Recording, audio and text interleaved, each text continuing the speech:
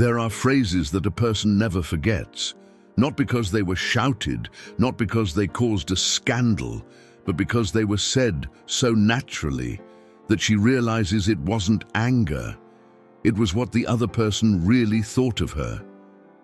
This is the story of how a single phrase destroyed someone, and at the same time, freed him.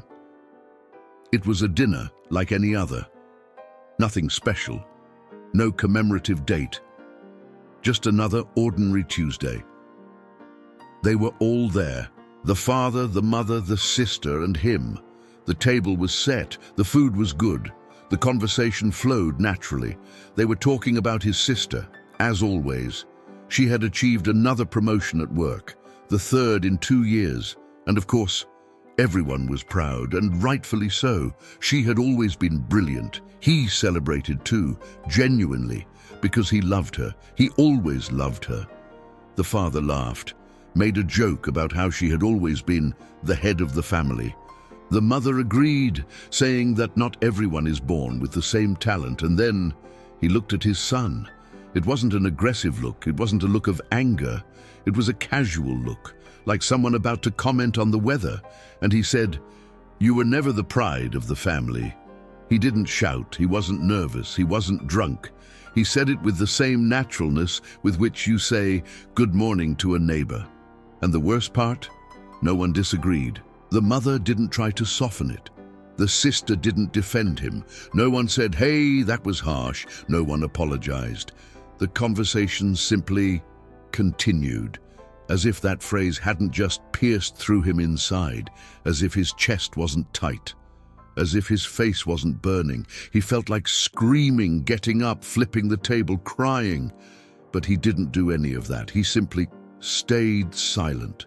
He kept eating, smiled when necessary, answered when asked something, acted as if nothing had happened, because at that moment he understood something that took years to accept. That wasn't a vent. It wasn't anger. It wasn't momentary frustration. It was a conviction. But that phrase didn't come out of nowhere.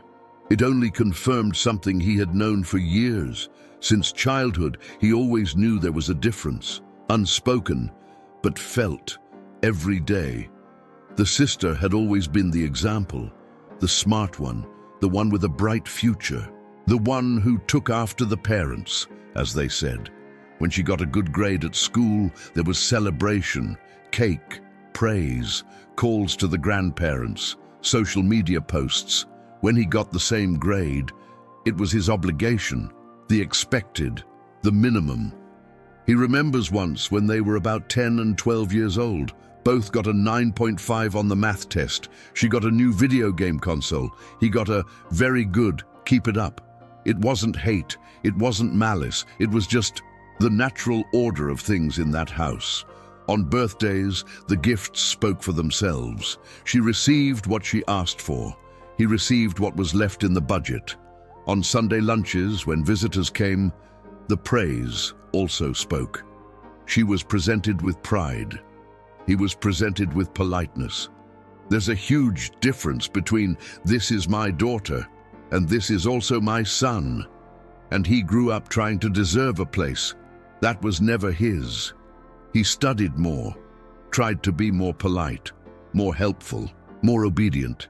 He thought that if he tried hard enough, one day they would see him the same way they saw her. But the more he tried, the more invisible he became, because no one can compete for a place that was already filled before they were even born. The sister wasn't to blame. She never treated him badly, never boasted, never rubbed anything in his face, but she also never noticed.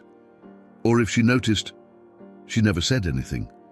And maybe that hurt him even more, to see that not even she, the person closest to him, noticed the difference in treatment, or worse, noticed it, but found it normal.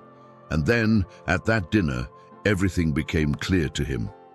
While they continued praising the sister, the father made another joke, said she was proof that genetics works. Everyone laughed. The mother added, looking at him, that he should be grateful for the little he had, that not everyone is born to shine. And then came the final phrase, the definitive one. You were never the pride of the family. At that moment, his world stopped. He heard nothing more, saw nothing more. It was as if someone had turned off the sound around him. His heart raced. His hands began to sweat. His throat tightened. But on the outside, he remained calm. He smiled, raised his glass, made a toast to his sister, and kept eating. Because at that moment, he made a decision. He decided that never again would he ask for validation from that table. Never again would he try to prove his worth to people who had already decided what he was worth. Never again would he beg for a look of approval, a compliment, recognition. Because no one can force someone to love the way they deserve. And at that dinner, while they laughed and talked as if nothing had happened, he was already saying goodbye inside. After that day, many things changed in him, but nothing they could see. He didn't distance himself, didn't make a scene, didn't become the black sheep of the family. He remained present, polite, helpful, at parties, lunches, meetings, but something in him had completely changed. He stopped trying to prove anything and started building his life in silence. He worked more, much more, not to impress, but to survive. He saved money, every penny he could, without spending on unnecessary things, without showing off. He planned every step of his life with surgical precision, without announcements, without promises, without revenge, because silent justice doesn't make noise when it's being prepared. While they continued seeing him as the mediocre son, he was building something they couldn't even imagine. He invested in himself, in courses, in contacts, in opportunities that no one in that house knew existed. He built a network, assets, a life, all far from their eyes. When he achieved something, he didn't mention it. When he received a better offer, he didn't celebrate at the table. He learned that silence is armor, and discretion a strategy. Months passed. They kept seeing him the same way, the son without shine, the one who didn't work out. And he let them think that, because while they underestimated, he grew stronger. And when the right moment came, they didn't even see it coming. A few months after that dinner, they were called to a family meeting. They said it was something quick, something bureaucratic, nothing major. When he arrived, there was a lawyer sitting at the head of the table, papers organized, pens aligned. A strange atmosphere hung in the air. The father looked confused, the mother apprehensive, the sister curious. He sat down with the same calm as that dinner. The lawyer began reading the documents, slowly, methodically. As the words echoed through the room, the looks began to change. Security turned into confusion. Confusion turned into concern. Concern turned into silence. It was a heavy silence, dense, similar to his at that dinner. The father tried to argue, the mother tried to negotiate, the sister just watched, not fully understanding, but there was nothing to be done. Everything was documented, signed, legal. He hadn't done anything illegal, nothing immoral, nothing that could be contested. He had only made decisions that were his right to make. And at that moment, as they processed what this meant, they finally saw him. Not as the son without shine, not as the lost pride, but as someone they never really knew. When it was all over, no one had the courage to look him in the eyes. He stood up, thanked the lawyer, and left. He didn't feel joy, didn't feel revenge, didn't feel that satisfaction you see in movies. He felt relief, because at that dinner, when they said he was never the pride of the family, they thought they were diminishing him. But without realizing it, they were freeing him from the need for approval, from the search for validation, from the weight of trying to be something they would never allow him to be.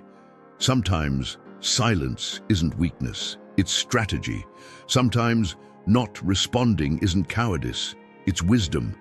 And sometimes justice doesn't need to be loud to be complete. If someone is going through something similar, if you're the forgotten child, the sibling in the shadow, the one who was never the pride, know this: you don't need to prove anything to those who have already decided not to see. Build in silence, grow in silence, win in silence. Because in the end, facts speak louder than any words, and silence can be the most powerful answer of all.